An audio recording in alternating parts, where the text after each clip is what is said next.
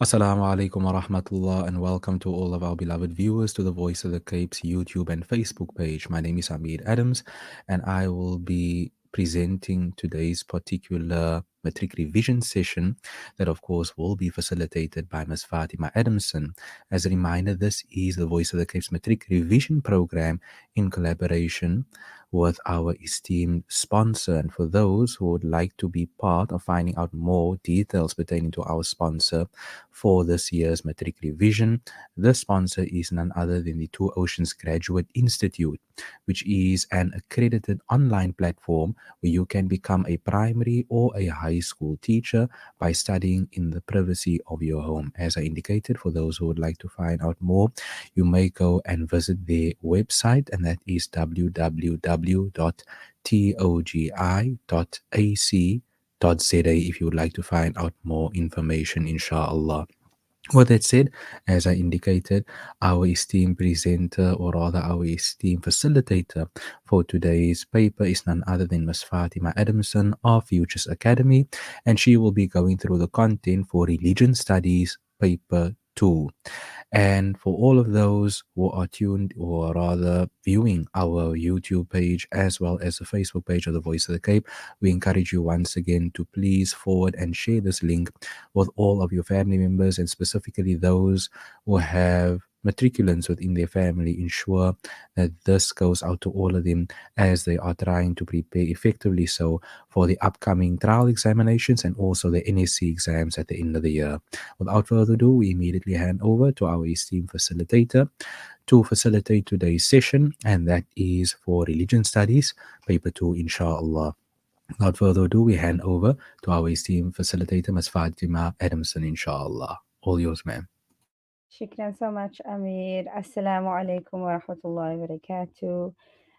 Students, learners, and very good evening. Alhamdulillah. Let us start. Okay, so boys and girls, we are going to be preparing for our paper two, which, as you can see, based on our NSC timetable, will be written in the second session at 2 p.m. on the 21st of November 2024. And so you do have a bit of time between paper one and paper two to prepare adequately for this particular exam. So, grade 12s, what are we going to expect of you to cover in preparation for this particular exam? Please note that this comes directly from the exam guidelines that the department has specified with regards to religious studies and what to focus on for paper two. And so, if you don't have it yet, please make sure that you do download it from the WCED, the Department of Basic Education's website, and you'll find it there. Okay. All right. So paper two takes a bit of a different, type of structure in comparison to paper one, which has a compulsory question, which is comprised of multiple choice questions. Paper two does not have that. However, the mark allocation remains the same, which is 150 marks for 2 hours. So, in this particular paper, you have the choice of answering 3 out of 4 or 5 questions. And so, that will carry 50 marks each, and it will make up for your 150 marks. And so in this particular question paper, you are going to be expected to present a position on certain issues from the religious studies or religion studies perspective, and to argue this position and critique it. And so you may get a source which will act as a stimulus as well, and so prepare for that. You may get a particular article, a little short extract as well, just so that it kind of guides you on the particular topic. And so in paper two, the following topics are going to be assessed, right? And like I said, with paper one, these topics are not per question. Don't expect that question one in paper two will just be on central teachings in one religion. However, you can get a combination of topics within a question. And so, my advice is to make sure that you're prepared for all of these topics in the event it does get mixed in one question. And so, the first topic that we are going to be looking at is the central teachings in one religion. And here, also note that paper two is quite open ended in relation to specialization in one religion. So, like I tell my grade 12, very important for you to become a specialist in one religion. And so, if they do leave it open ended, if the question is open ended in the sense of they ask you in any one religion, discuss the central teachings, you know that if Islam or Christianity or Judaism is your religion of choice, you know this topic within your specialized religion. Okay. And so we do find that in paper two that they are quite open-ended and they leave it up to the learner's religion of their choice. Okay, and so the first topic is central teachings in one religion. Then we have roles of rituals, which is a bit of grade 11 work that is assessed in grade 12 level. And then internal differences within a number of religions. Again, here we see with specialization in one religion. Very, very rarely we'll find that they are specific in these type of questions, whereby they ask you in Christianity, discuss the internal differences. They will keep it open-ended more often than not. Okay. Then we have history and present-day dynamics of inter-religious relationships in South Africa, as well as the international community. And for this session, I'm going to go up until this particular point, and then in the next section, inshallah, I'm going to cover the final points of paper two preparation. Okay, but let's just go through it as well. And so, normative sources in various religions, ways of interpreting these normative sources, looking at hermeneutics and the study of the interpretation of normative sources. Then we look at also religion and the sciences. And so, here, your Big Bang Theory and how religions respond to it. And then also your Darwin's theory of evolution and looking at how religion responds to that as well.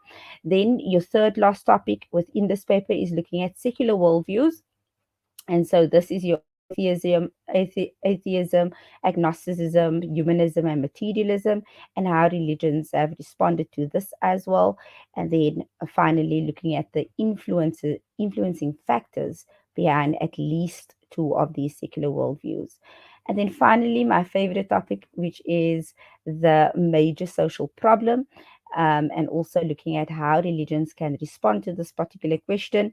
But when I do the second session on paper two, I'm going to give you some advice with regards to how to answer this particular question and how it is assessed. And it's usually your first question in your question paper. And I encourage all my learners to do this question because it is quite broad and quite open-ended and also general knowledge based, so that they are afforded the highest marks for this question. Okay. All right. So, with the first topic in the exam guidelines, it looks at the central teachings in one religion. So, like I said before, grade 12s, you're going to specialize in one religion and you're going to go through these teachings in that particular religion. And so, for the central teachings, we look at the nature of divinity.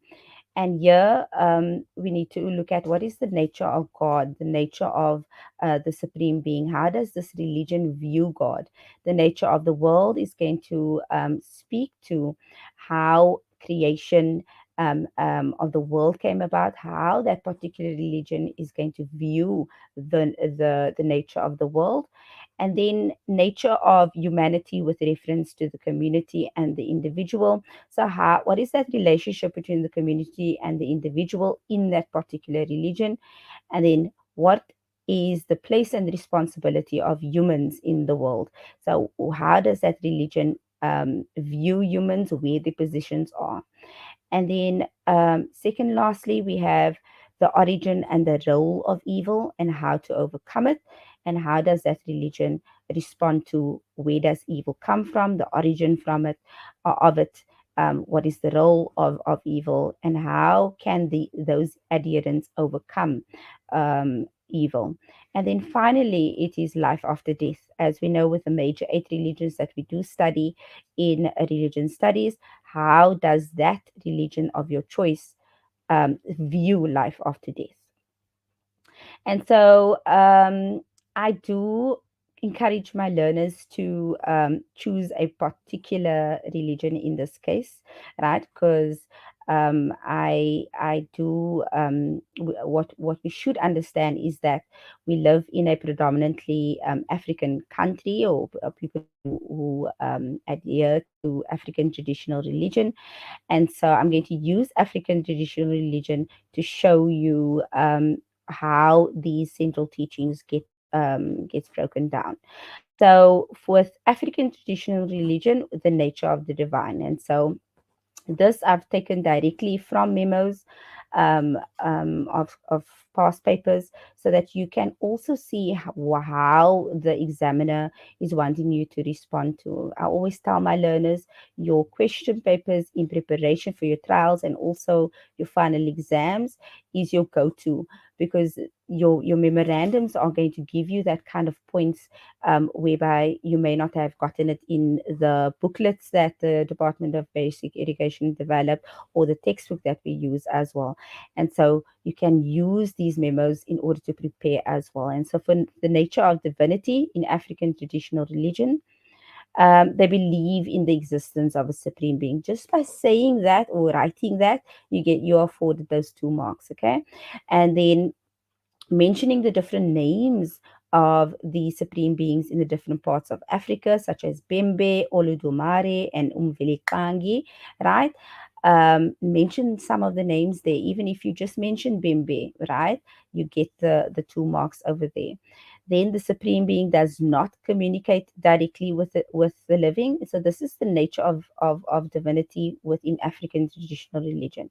They believe that the supreme being does not contact and does not communicate directly with the living, and hence why the fourth point here says that communication is conducted through intermediaries, which we know are the ancestors, also known as the living dead. And so, with that, your African tribes are also going to recognize the existence of different gods, such as Oludumare, Bembe, and Mfilikangi. Okay, so how does African traditional religion view the nature of humanity with reference to the community and the individual? And here you're going to state the principle of Ubuntu, right? And this principle um, is, in essence, how African traditional religion views this relationship between the community and the individual. And so, there is this interconnectedness between the community and the individual. Individualism is strongly discouraged within African traditional religion, and this principle of I am related, therefore I am, means that this human being cannot be reduced to anything else, right? Cannot be reduced to anything else. And so the individual is going to depend on the community for growth. Life after death, right? How does African traditional religion adherents view life after death? And so, with ATR, we know that when a human being dies, he or she is going to depart to the land of the spirits. And so, this world after death is considered as a place which is a space that is occupied by the living dead. And so from this world, they keep watch over the deeds of the living and protect or punish them, and sometimes also appear to them. And so death takes them away from planet Earth, but does not take away life from them. And so only those also who have led good lives can become ancestors, right? And so that is how African traditional religion adherents view life after death. So just how this particular question is assessed. And so you have your little extract over there. And then, with reference to one religion you have studied, answer the following. So, notice that again, open ended over here. And here we do, let me mention that in paper two, we do have a tendency of asking very long questions, right? Or expecting 16 marks questions, 14 mark questions. And so we know if the mark allocation is going to be 14, you have to give 7 points, right? And so at Tama grade 12s, where are you going to get those points from if the textbook doesn't give you that? It's the memorandums that is going to give you that knowledge base over here, okay? And so again, notice that it's in any one religion. So your specialized religion is going to come about here. And if you're going to choose Islam, you have to choose Islam in 1.1, 1.2, and 1.3. You cannot switch, right? We find that when we are marking, learners switch and therefore you lose out on the marks. And so very important to understand that when I advise you to specialize in that one religion, you need to know the central teachings within that one particular religion. And so make sure that you follow through in 1.1 to 1.3 with the same religion in order to not lose marks. Okay, so like I just said now, your responses should be based on ATR and throughout, right? And also focus on the religion of your choice.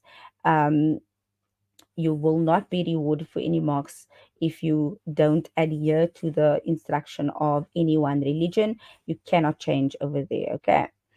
Okay, then the role of ritual. So, rituals, this is a more grade 11 topic. However, just to cover your bases within this particular topic, know what a ritual is, right? They like to just throw this question in here or there. Know what a ritual is, right? So, we know that rituals are religious practices with some degree of specificity, something like that, that separates them from everyday religious activities. Okay, so you need to emphasize the role that rituals play in a religion, and so know that rituals are going to unify cultures within one religion. It also allows believers to express and reaffirm their belief systems, and also strengthens the religious identity of that particular religious community.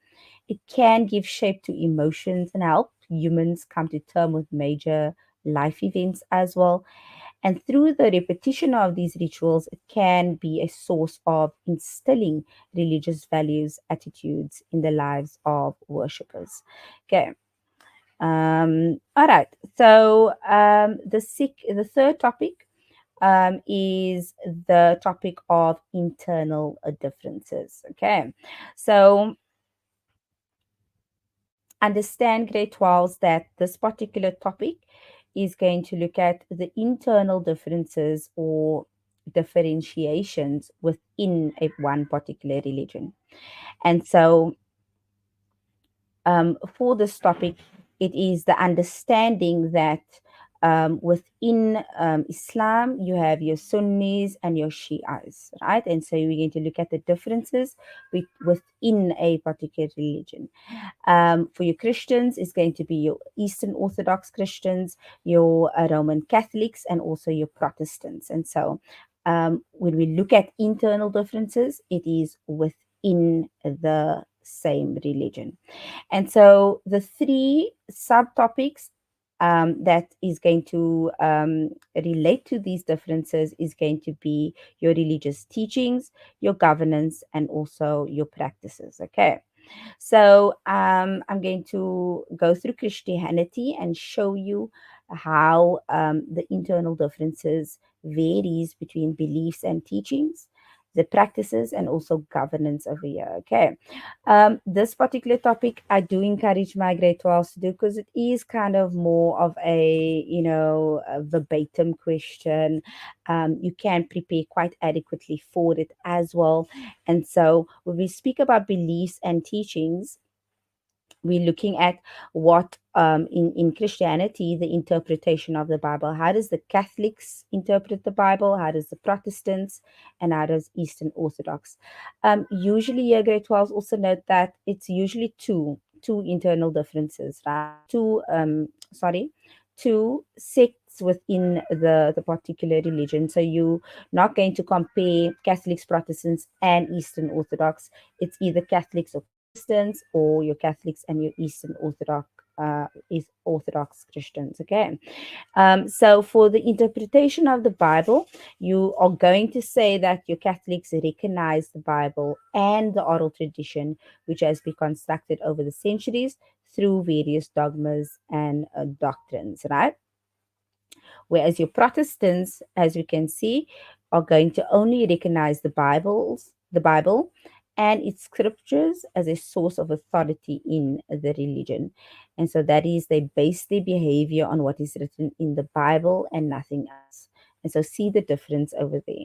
I also say to my grade 12s, because when we go down to governance and also practices, there is similarities there as well. But because this question is more focused on the differences, I encourage grade 12s to choose a religion where there is distinct differences between Sunnis and Shias, right? And so it makes it easy for you to kind of learn and also repeat in your question paper. Okay, so with your Christians, you're also going to have the differences within the veneration of saints.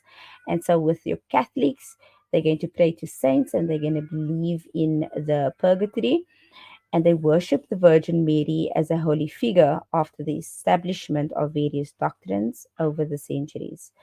The Protestants here, they do not believe in praying to saints, and they don't also believe in the purgatory or worship the Virgin Mary, right? And so you'll notice that your Catholics and your Eastern Orthodox Christians are going to be quite similar. And so if you do choose Christianity, I'd advise that you do your Catholics and your Protestants, because there is distinct differences there. Okay. And then your holy sacraments is another belief and teachings that there are differences in within Christianity. And so your Catholics are going to believe that faith in God alone is not enough, and you um, is not enough to be saved, sorry, by Jesus Christ, right? Whereas your Protestants believe that only faith in God alone is enough to be saved by Jesus Christ over there. Okay. Right, the Virgin Mary. There's also differences within the beliefs and teachings in Catholicism and also Protestantism, right? So your Catholics are going to believe in the concept of original sin, which is what makes the Immaculate Conception of the Virgin Mary seem necessary to the Church of Rome, whereas your Protestants are going to reject the Immaculate Conception, and it's more to do with the idea that Christ's humanity and therefore Mary's humanity needed to be the same in its nature as the rest of mankind for him to be saved. And then the Holy Spirit is another internal difference here with under the subtopic of beliefs and teachings, right? And so here, don't get it wrong, guys. We've noticed that learners get it mixed up over here, right? The Holy Spirit for your Catholics and your Protestants proceeds from the Father and the Son, right? And so for your Protestants and for your Catholics, it's the same, right? Whereas your Orthodox or your Eastern Orthodox Church believes the Holy Spirit proceeds only from God the Father over there. And so your Eastern Orthodox Christians are going to differ now to your Protestants and your Catholics over there. Okay, so governance, right? And here grade 12s pay attention to when they're asking for the internal differences in governance, right? And so governance is going to be speaking about the leadership within that particular religion, right? How leadership is ordered in the particular religion, right? Who leads the people, who stands in front on the pulpit. And so for Christians, the Pope, sorry, for the Catholics, the Pope is going to be considered the representation of Jesus Christ on earth and the figure of authority of the Catholic Church. And so your Protestants are going to differ here, and they're going to say that the Pope is an important figure because he remains one of the principal advocates of the Christian religion. And so they negate that he's a representation of Jesus Christ on earth. Your Catholics are also going to say that his word is authority. So the Pope's word is authority for them and is considered infallible. And your Catholics are also going to recognize the authority of your bishops and the Catholic hierarchy as well. Your Protestants are not going to recognize the Pope as the source of authority because they believe that no human being is infallible, only the word of God is. Okay.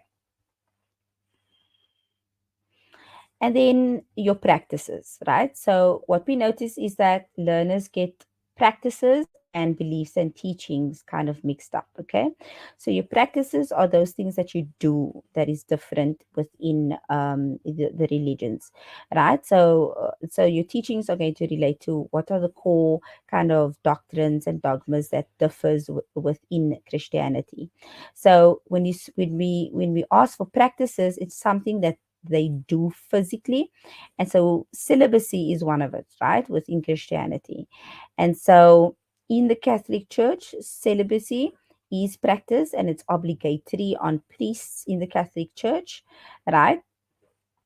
Whereas and also the practice of celibacy, which is the abstaining from marriage and sexual relations, is encouraged and also praise or considered praiseworthy.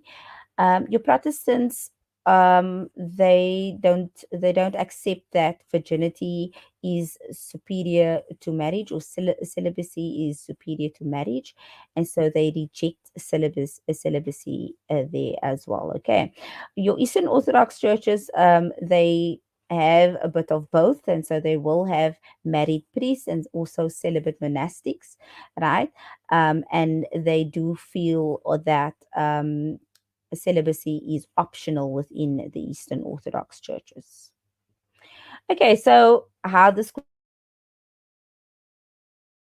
question is assessed over here comes from the November 2019 paper 2 exemplar question. And so we see here again the extract will be there just to give you some stimulus. And then 1.2.1, name two branches that exist within one religion and discuss the differences in terms of teachings and practices. 12 marks each. All right. So the naming, right? Sunnis, Shias, you get the 4 marks for that. Right. And then the 8 marks are going to come from the naming of those differences, right? So for 1.2.1, you get the 4 marks for the naming, right, of the two branches, and then you get the 8 marks for the explanation of the differences within teachings. Note that for 1.2.2, you don't get the 4 marks for naming because obviously you're now going to follow through with the same religion that you chose in 1.2.1. So you don't get the 4 marks for naming Sunni and Shia Islam again. So for 1.2.2, you're going to have to give, if it's 12 marks, it's 3 points per sect, right? And so 3 points for Sunni Islam, the differences in what they practice, and then 3 points for Shia Islam. And so that is how you will then get your 12 marks. Okay. So again, grade 12s, please make sure that you do stick to the same religion within 1.2.1 and 1.2.2. So what we've noticed, and after each exam, we do kind of an analysis that learners do manage to name the branches. However, they do kind of get mixed up with with teachings and governance, and they're also quite generalized as well. And so, again, grade 12s, I'm advising you that if you go to your question papers and you go to the memos, you will see how this particular question is answered. And so go with that, right? Go with how the previous memos have answered the particular question, and you are going to take your guidance from that. Okay. um, we also noticed that the question expected learners to refer to one religion, and here learners would then do the swapping between two religions, and then also the marks for the naming of the branches and the marks for the teachings and practices. So, like I said, 4 marks for that naming in the 1.2.1, but then your 8 marks will make up that 12 marks. Okay. However, in 1.2.2, the full 12 marks from mentioning the differences and not getting that 4 marks again for the naming of the branches. Okay. Oh, another notice that we, or another issue that we pick up is that learners give the similarities instead of the differences. And so learners overlook the words, discuss the differences in terms of teachings and practices. They don't stick to the one religion, so they lose a lot of marks by changing religions. Um, Again, educators are encouraged to stress to candidates the importance of reading the instructions, as failure to do so will disadvantage them during the marking process. Okay. All right. And then our final topic for today, grade 12s, is looking at the history and present day dynamics in interreligious relationships in South Africa and in the international community. Okay, and so a bit of background with regards to this particular topic, right? As we know, there are many religions in the world. And so the relationships between these religions can either be inter-religious or inter-religious relationships. And so intra is always going to be within the same religion, or inter-religious is going to be between different religions. And so intra, um, different branches within the same religion, and inter occurring between two different religions. And so, with this particular topic, there's a special focus on interfaith dialogue. And so, here we do find that a nice extract will come along, or will be put in this particular question, and question and comprehension questions will be asked on the particular topic. However, some content will be assessed as well.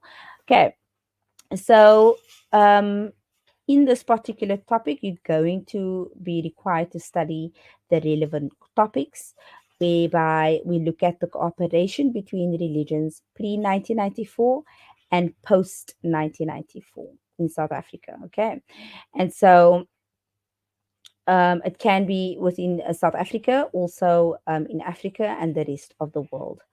And so, in this topic, looking at the certain South African organizations, like the South African Council of Churches, the NRLF, which is the National Religious Leaders Forum, PROCMURA as well, which is the Program for Christian Muslim Relations in Africa, IFAPA as well, which is the Interfaith Action for Peace in Africa, and then the ACRL, which is the African Council of Religious Leaders, and the World Conference of Religions for Peace, which is the WCRP, and then the more common one, which is the World Parliament of Religions, which is WPR, and then the last one, which is the World Council of Churches, which is the WCCC. Okay, so in this particular topic, I usually encourage my adult learners to do this topic, because they kind of have more life experience, and we find that maybe 2 out of the 5 questions in this question will be will be based on the curriculum, right? Which is this subtopics over here.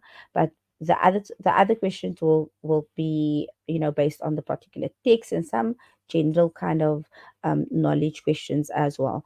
But the two most important things that we need to understand here in this particular topic is the comparison between the cooperation between religions before 1994 and after 1994 in South Africa.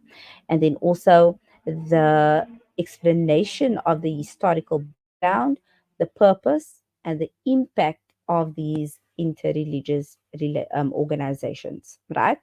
And so here I encourage learners to know at least two of them, right? Just to cover your bases. They can be specific here as well. They can ask for IFAPA, right? IFAPA, Procmura, NRLF, quite the common ones that they quite specific with, right? But if you can do two and prepare yourself for two of these organizations, looking at the historical backgrounds, their purpose, and the impact. And the Department of Basic Education's booklets are quite comprehensive when it comes to looking at these religious organizations. And I'll show you shortly how this can be assessed as well. Okay, so pre 1994, you need to understand that during the apartheid times, all aspects of society, including religion, were dominated by the policy of the apartheid system. And so only Christianity was recognized in public and taught in schools. Um, Other religions were simply ignored or misinterpreted, right? And then also religions were kept apart from each other, and even within a particular religion, there was separation along racial lines. During these struggle years, religion proved to be, however, a powerful source and force of resistance and unity amongst different religions. And so, leaders from these different religions stood together and often led to the protests in a strong show of inter religious cooperation. And so here we have certain examples of these religious leaders, which includes Reverend Dr. Frank Chikani, Archbishop Desmond Tutu, Reverend Dr. Alan Busak, Archbishop Dennis Hurley, Imam Harun, Chief Rabbi Cyril Harris, and also Ashwin Trikamji. Okay, so that's pre 99, pre 1994, right? And so what happened now post 1994? And so we know that our country had then changed from a Christian state to a secular state. And so the Bill of Rights in the Constitution guaranteed the freedom of association. And with the release of Nelson Mandela, he called upon religious communities to work together um, in order to build the new South Africa. We also saw the NRLF being formed in 1997, and then obviously religion studies, which incorporates the study of all religions, and the encouragement of cooperation between religions was introduced. And here some people also get religion studies confused with biblical studies. As we know, biblical studies was enforced on all school going pupils back in pre 1994. However, it subsequently had changed to religion studies, which is the incorporation of all religions. There is now, post 1994, a fair allocation of time in the state media for all religions within South Africa. The opening of parliament and government ceremonies are shared by different religions as well. And so that's post 1994. Okay, so here comes the second the second subtopic underneath this particular topic, which looks at the history and interreligious dynamics within South Africa. And so I'm giving you the example of IFAPA, right? And so and I've taken this directly from the DBE booklet on this particular topic, right? And so, like I said, you're going to make sure that you cover your bases by doing at least two of these organizations. And so you need to know the historical background of the particular organization. And so for IFAPA, which is the Interfaith Action for Peace in Africa, was founded in 2002. You just saying that it was founded in 2002 is a mark, right? And so it includes representatives from African traditional religion, the Baha'i faith, Buddhism, Christianity, Hinduism, Islam, and Judaism. Saying that gets you 2 marks over there, right? They can and more often ask you the purpose of IFAPA, right? And so here the purpose is to unite religious communities across Africa, to work together for peace on the continent, and also to prevent inter-religious conflict. They do intervene in interreligious conflicts as well. And the protection of human life and the environment is quite important to this organization. And yeah, and the achievements of these religious organizations can also be assessed, right? And so the establishment of the registration of national chapters in more than 30 countries in Africa. And so IFAPA one of the achievements is that they intervene in certain conflict areas. They sent a women's delegation to Northern Europe, and also participated in the election of parliament members in Togo, right? They participated also in the World Social Forum held in Kenya, and established the IFAPA Women Network and Regional Youth Network as well. They also established rural water projects in Rwanda and Mbagani water project in Kenya as well. And as you can see, this comes from our textbook, which is quite outdated actually, but still a good resource, which is the Shooter's Top Class Religion Studies Grade 12 textbook. Okay. Okay, so how do we answer this question? And so this comes from the November 2020 paper two. Name two well-known South African religious leaders. You would put in this category and give reasons for your answer. And so understand that we're not looking at political leaders, we're looking at religious leaders. And so know their contribution to interfaith dialogue, to building interreligious relationships within religions. And so Archbishop Desmond Tutu, he rallied the churches to fight apartheid and was awarded the Nobel Peace Prize. Chief Albert Luthuli as well, and he spoke against apartheid as well, and he became the president of the ANC, and also later was awarded the Nobel Peace Prize as well. Imam Harun was also an anti apartheid activist who died in detention. And then you have your Dr. Bayez Norday and also Dr. Frank Chikani over there, and Ashwin Trikamji, who was a Hindu leader, and he presented or represented the African Hindu Mahasabha, which is the umbrella body of all Hindu branches in South Africa. And he was also the first chairperson of the NRLF.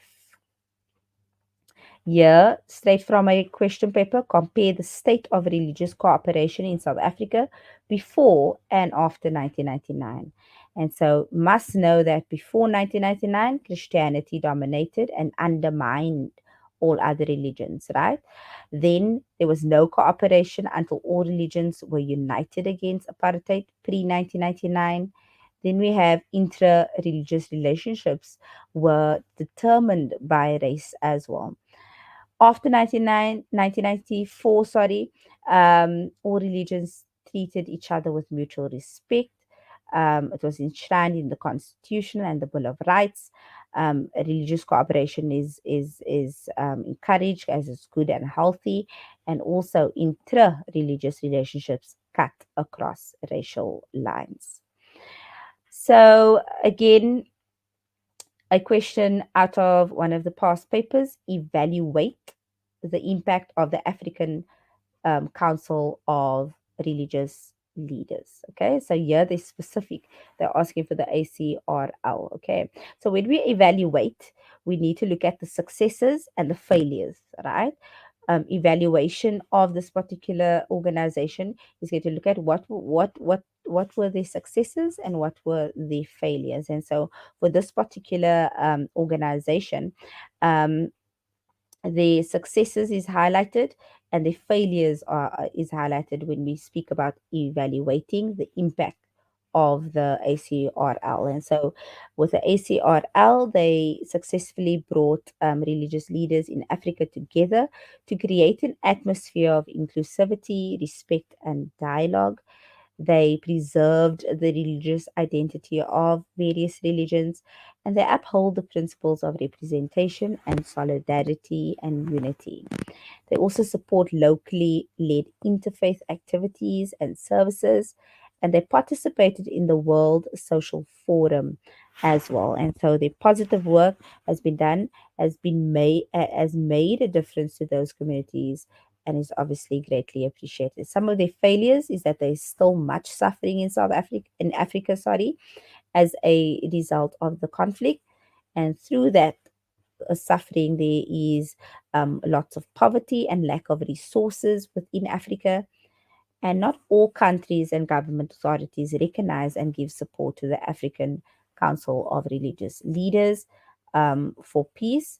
They do have limited resources and rely on public donations.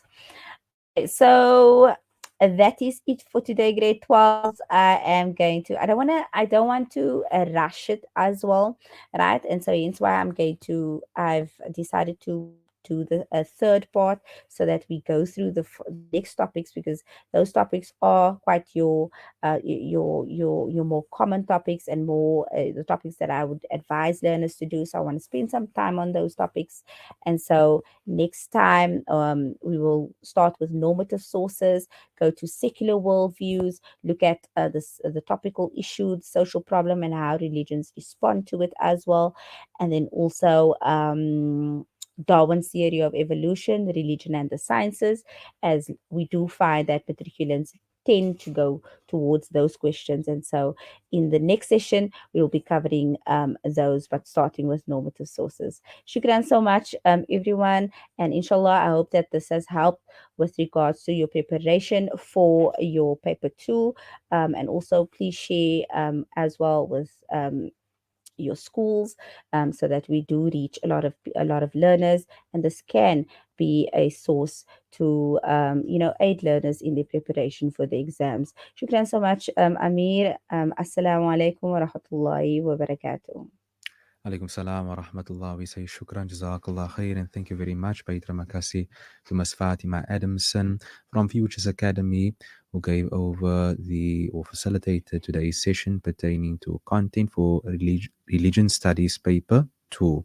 I hope that all of the matriculants out there have benefited greatly from Ms. Adamson's discourse, and we thank her very much for honoring us for today's session, inshallah. Just as a reminder to all of our beloved viewers, to the Voice of the Cape's Facebook and YouTube pages, this is the Voice of the Cape's online Matric revision program for the year 2024. And of course, the Matric revision sessions are proudly being sponsored by the Two Oceans Graduate Institute, which is an accredited online platform where you can become a primary or a high school teacher by studying in the privacy of your home. For more information, you may visit their website www.togi.ac.za, or you may call them on 021 829 7015. As a reminder to all of our beloved viewers, please like and share this on the VOC's YouTube and Facebook pages towards all of those students who are preparing for the upcoming matric examinations, the trial exams, as well as the NSC exams later in the year. And once again, in conclusion, we'd like to thank the esteemed Ms. Fatima Adamson of Futures Academy for so beautifully facilitating today's session for the Religion Studies Paper 2 content. Of course, as a reminder, if you'd like to find out more information pertaining to our other matric revision sessions that has already been held and that there still is to come, then you may go on the YouTube page or the Facebook page of the Voice of the Cape and see the content of the other sessions as well, inshallah.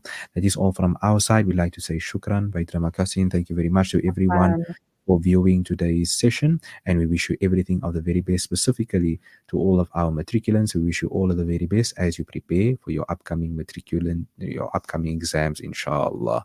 Wassalamu alaikum wa rahmatullah.